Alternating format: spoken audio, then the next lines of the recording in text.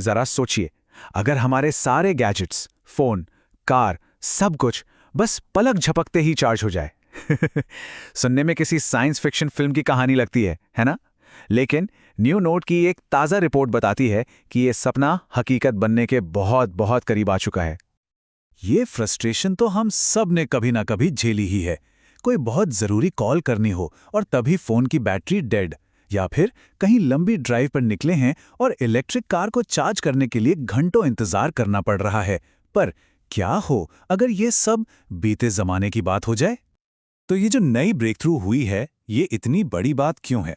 इसको ठीक से समझने के लिए पहले उस प्रॉब्लम को समझना ज़रूरी है जिसे ये सॉल्व करती है।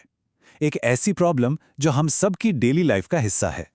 देखिए, सालों से हमारी टेक्नोलॉजी लिथियम आयन बैटरी पर ही चल रही है, लेकिन हम सब जानते हैं कि ये परफेक्ट नहीं है। एक तो चार्जिंग में घंटों लगते हैं, फिर कुछ ही सालों में इनकी परफॉर्मेंस गिरने लगती है। इनकी माइनिंग से एनवायरनमेंट को नुकसान पहुंचता है, और हाँ, सेफ्टी का भी इशू रहता है।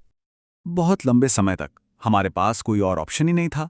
ये एक ऐसा समझौता था जो करना ही पड़ रहा था, लेकिन अब नहीं। तो न्यू नोट में जो एनालिसिस पब्लिश हुई है, वो एक ऐसे सॉल्यूशन के बारे में बताती है जो सचमुच गेम चेंजर हैं। ये कोई छोटा मोटा सुधार नहीं है, बल्कि ये एनर्जी को स्टोर करने के पूरे कॉन्सेप्ट को ही बदल देने वाली क्रांति है। रिसर्चर्स खुद कहते हैं, और मैं कोट करता हूं, हम सिर्फ सुधार नहीं कर रहे हैं, हम एनर्जी स्टोरेज के आइडिया को ही नए सिरे से लिख रहे हैं।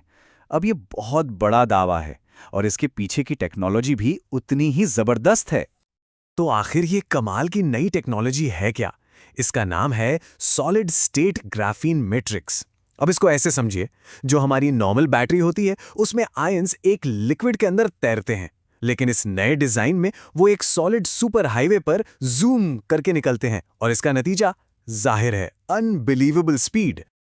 अच्छा, अब सवाल यह है कि ये काम कैसे करता है। इसे समझने का सबसे आसान तरीका एक एनालॉजी है। बाल्टी नहीं, एक स्पंज के बारे में सोचिए, एक लिथियम आयन बैटरी एक बाल्टी की तरह है। पानी धीरे धीरे ऊपर से भरता है ना? लेकिन ये जो ग्राफीन मैट्रिक्स है, ये एक स्पंज जैसा है। ये एनर्जी को एक साथ अपनी पूरी सरफेस पर तुरंत सोख लेता है। मतलब धीरे धीरे भरने की जगह एक झटके में अब्जॉर्प्शन। तो नंबर्स में इसका क्या मतलब हुआ, चलिए देखते हैं। एक नॉर्मल बैटरी को 80% चार्ज होने में लगता है करीब 1 घंटा, और ग्राफीन मैट्रिक्स बैटरी सिर्फ 5 मिनट। सोचिए, 1 घंटा कहां और कहां सिर्फ 5 मिनट। ये तो कमाल ही है। और बात सिर्फ स्पीड की नहीं है, इसकी उम्र की भी है, इसकी लाइफ स्पैन की।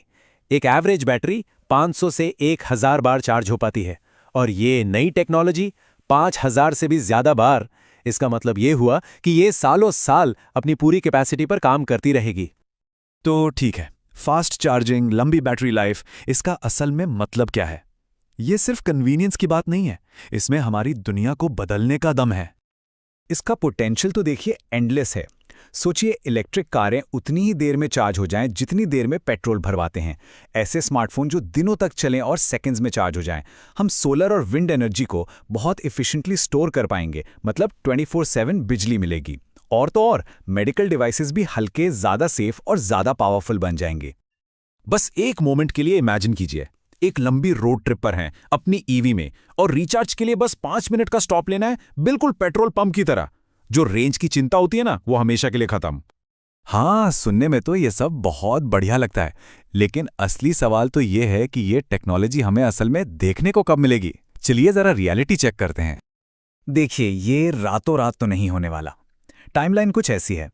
2026 में लैब में ब्रेक थ्रू हुआ, 2028 तक छोटे लेवल पर प्रोडक्शन शुरू हो सकता है, 2030 तक शायद हमारे फ़ोन और लैपटॉप में ये आ जाए, और 2033 तक इलेक्ट्रिक कारों और पावर ग्रिड में भी। हाँ, रास्ते में चैलेंजेस भी हैं। प्रोडक्शन बढ़ाना एक चैलेंज है, सही मटेरियल्स जुटाना और फिर कॉस्ट को नीचे लाना, ये बड़ी रुकावटें हैं। लेकिन अच्छी बात यह है कि हर चैलेंज के लिए सॉल्यूशंस पर काम चल रहा है, जैसे कि नए मैन्युफैक्चरिंग प्रोसेस, और जब बड़े स्केल पर प्रोडक्शन होगा तो कॉस्ट अपने आप कम हो जाएगी। तो सबसे ज़रूरी बात यह है, जो सबसे मुश्किल काम था, यानी साइंटिफिक ब्रेक थ्रू, वो हो चुका है। अब जो बचा है वो एक इंजीनियरिंग और लॉजिस्टिक्स का चैलेंज है, और हिस्ट्री गवाह है, ऐसे चैलेंजेस से हम पार पा ही लेते हैं।